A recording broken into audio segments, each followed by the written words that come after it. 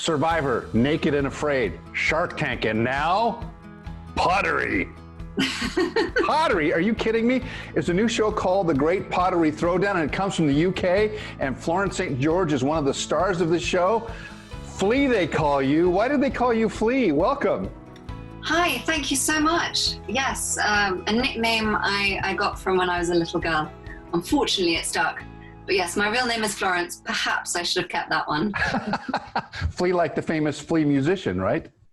Flea, and actually we're the only two who have actually spelled it like that. Normally it's double, no, he's a double E, I'm an EA. Oh, okay, great. Well, it's great to have you with us now. Okay, so let's talk about the Great Pottery Throwdown, because this is hilarious. Who would have thought that throwing pots was going to be a TV show? Tell me how it all came about.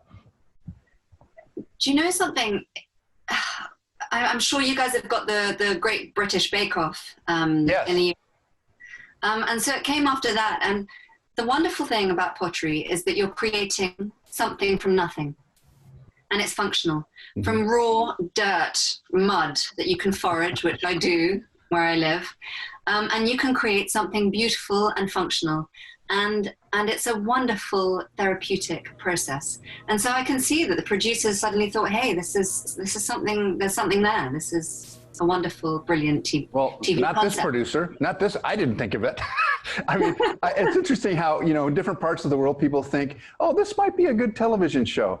And yeah. I mean, HBO Max is smart enough to pick it up from the UK, and now it's going to be all over the US. I mean, yes. Tell me a little bit about the kind of reaction you've gotten from audiences in the UK. The UK have loved it. So this is the third series that I was involved in. And it took a little break. It went from one channel to the next. And it was incredibly exciting when I decided to take part in it, because it was, I had sort of shied away from the cameras for such a big chunk of recent time. And so to suddenly find myself back in front of the cameras, and there are so many cameras, from this angle and that angle, and you know, reality TV was a completely new experience for me. But once I got into the swing of it, it was magic, and I loved it. Well, you're magical on TV. I mean, I've seen you stirring your pots or the mud, and I've seen you create on the wheel. I had a vision of Patrick Swayze and Demi Moore in Ghost. I mean, I guess we've romanticized it here. I mean, it was 1990 when that movie came out, but that image is stuck in our heads here in America. So for us too, and in fact, there's a wonderful scene where they recreate it. I won't give away too much, but they do recreate that moment on the show. Oh, that is hilarious. So what's the point of it? How do you win this show? So the point of the show is that you get given various tasks, pottery related, obviously, on the wheel. Sometimes you're blindfolded trying to create something on the wheel. And you have to get through, like the Bake Off, the various stages. So there are 12 of you to begin with, and it ends up with one at the end after 10 weeks of filming, or 10 weeks of showing, yes. Yeah, it's interesting that you talked about all the cameras and how people, you know, the reality part of that. But I think one of the most compelling things was just you with your iPhone walking into your studio and showing kind of the spiritual, peaceful place that it is. How did getting into pottery help you personally? Well, that's such a interesting question, purely because normally one of the great things about pottery is that you can't touch your phone. It's one of the beauties about it, is that you don't need to be anywhere near it, because by default your hands are filthy dirty. So one of the joys, you know, right now we're all kind of sitting there on our phones, right, and it's time to be away from our phones. But no, for me, pottery began, unfortunately, from postnatal depression, which I think in America you call postpartum depression. Right.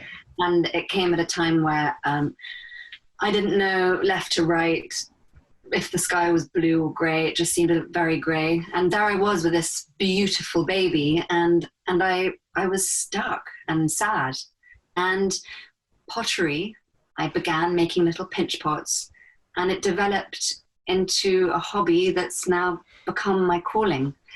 And with it comes so much. You get the tranquility, you get the speed from the wheel, but you also, I'm taken to another world, because there's nowhere else you can be but with that bit of clay, creating something from nothing. And that is cool. That's a beautiful way to put that, because honestly, artists say all the time that they get taken away into another place when they're creating, and that nothing else seems to matter but the focus on the piece, whether you're painting or creating something like pottery. Really, really, really interesting to me. And does that come across in a reality show, or is it just go, go, go, go, go?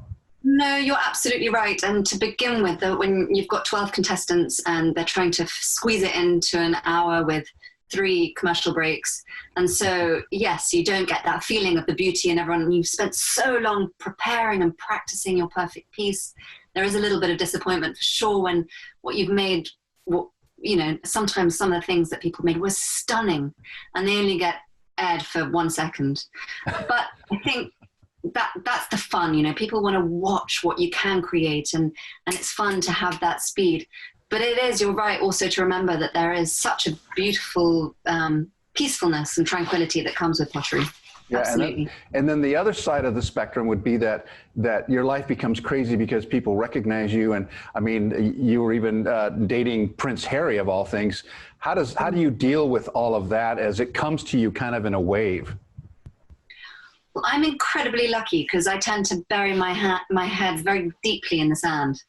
And during the time, that was pretty intense, and yes, there was a lot of paparazzi.